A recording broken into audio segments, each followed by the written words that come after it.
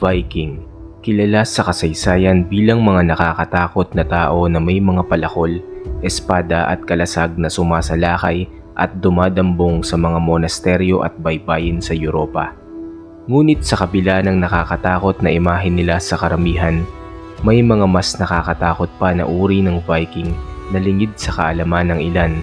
Higit na mas nakakatakot kumpara sa mga karaniwang mandirigmang Viking, maging ang mga kasama nila ay pinangingilagan sila dahil sa nakakatakot nilang presensya. Sila ang tinatawag na Berserker, isang espesyal na klase ng mandirigmang Viking, kilala sa kanilang mabagsik na estilo ng pakikipaglaban at halos hindi maipaliwanag na lakas. Ang terminong Berserker ay mula sa Old Norse, pinagsamang bear na nangangahulugang oso at serker na nangangahulugang damit na sumisimbolo sa mga mandirigmang nakikipaglaban na parang mga mapabangis na oso. Ang kanilang pinagmulan ay malalim na nakaugat sa mitolohiyang Norse at kultura ng mandirigmang Viking.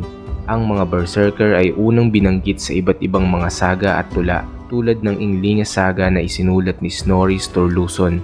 Ang mga Berserker ay kilala sa pagpasok sa isang estado ng matinding galit, madalas na inilalarawan bilang nagiging berserk. Sa estado na ito, sinasabing halos hindi sila tinatabla ng pinsala. Nagsusuot sila ng mga balahibo ng hayop, partikular na ng oso o lobo, na pinaniniwalaang sila ay sinasaniban ng espiritu ng mga hayop na ito. Ang Berserker Gang o Berserker Rage ay isang psikolohikal at pisikal na estado na may matinding galit at pinalakas na kakayahan. May ilang teorya na nagsasabing maaring ito ay dulot ng pag-inom ng mga hallucinogenic na kabote o sa pamamagitan ng matinding mga ritual na kasanayan.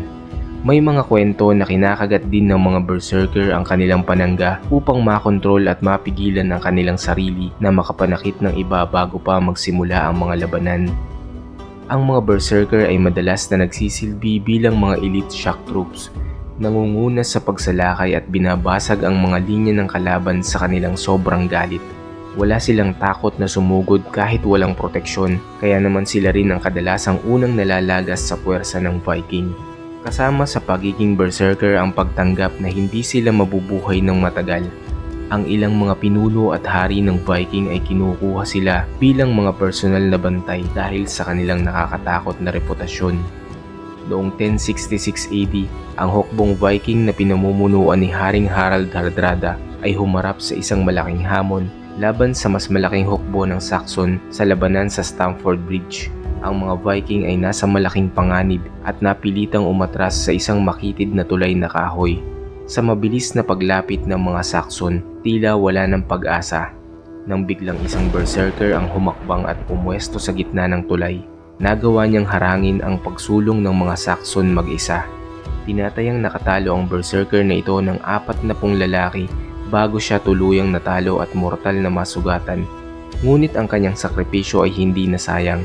Sa pamamagitan ng pagpigil sa hukbong Saxon, nabigyan niya si Haring Harald ng mahalagang oras upang makatakas kasama ang maraming mandirigmang Viking. Ang mga Berserker ay pangunahing tampok sa mga Norse saga at mitolohiya. Inilalarawan bilang mga alamat na bayani o mabagsik na kalaban. Ang kanilang imahe ay nanatili hanggang sa modernong panahon. Nang lumaganap ang Kristyanismo sa Scandinavia, naging malaking ambag ito sa pagbaba ng bilang ng mga Berserker. Ang kanilang mga gawi ay tinuturing na pagano at walang sibilisasyon. Habang naging mas istruktura ang mga lipunan ng Viking, gumawa sila ng mga batas na pinupuntirya ang maling kaugalian ng mga Berserker. Sa ngayon, ang pamana ng mga Berserker ay patuloy na humahalina sa mga historiador at mahilig sa kasaysayan, na natili silang isa sa pinakakaakit-akit na aspeto ng kulturang Viking.